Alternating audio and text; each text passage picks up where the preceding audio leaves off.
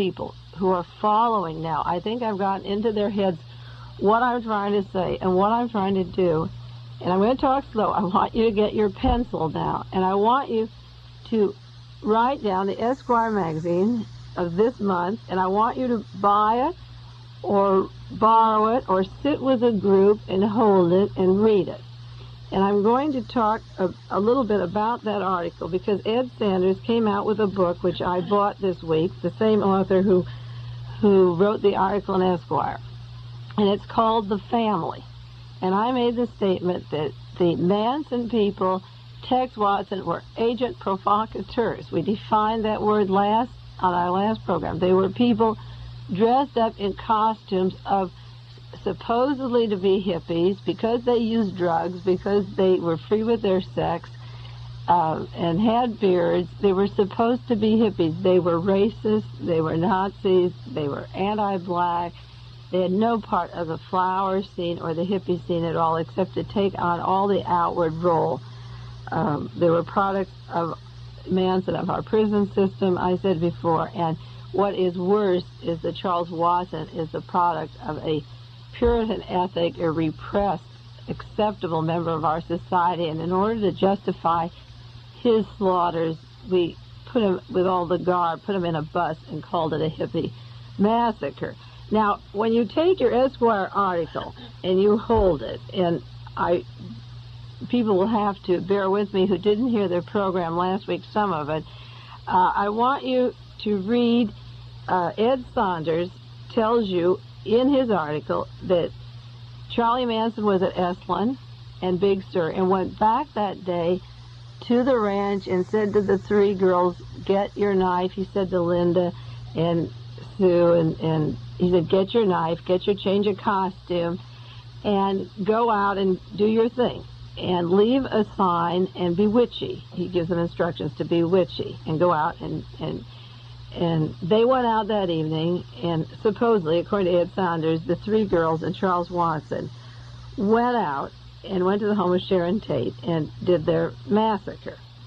Now, my newspaper articles of December the 4th, 1969, one of the girls involved in this crime by the name of Sue Atkins, she was the first one to talk, said 2 men and 3 girls went to the residence. 1 man had a gun. The girls had knives. They parked their car.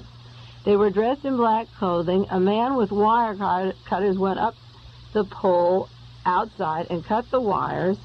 They saw a parent, that's one of the boys who was killed, starting his car. He got in the car and they shot him. Then a man went through an open window and opened the front door, and the others went inside. Now, Sue Atkins, on December the 4th, 1969, said there were 3 girls and 2 men. Now, when Ed Sanders writes his book, or his article in Esquire on page 112, he says that 3 girls and Tex Watson went to the house, and he goes into all the details of the murder. Now, who is correct? Sue Atkins, who said there were 2 men there, or Ed Sanders, who writes a book and says there was 1 man, because Charles Watson was home on the ranch, Charles Manson. It's confirmed that he wasn't at the scene of the crime in any way. So we have Charles Watson and the 3 girls. Now, which one is right? The girl who was there, who was saying right off the bat, the 2 men and 3 girls, or the author later, who's to cover this thing up and say 1 man and 3 girls? We don't know which one is right.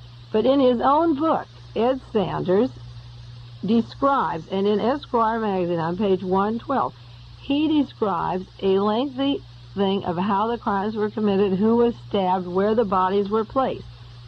But then he says, this is in quotes, there were indications that someone had been there to move the bodies from the time that the girls left and Tex Watson left and when the police arrived. And he says that there was large amount of blood spilled by the front door, and Sharon Tate and J.C. Ring had not been there, according to the 3 girls and the boy, when they gave their testimony about it. There was a towel over one head that wasn't there before. The rope was tied tight where they said they were walking around.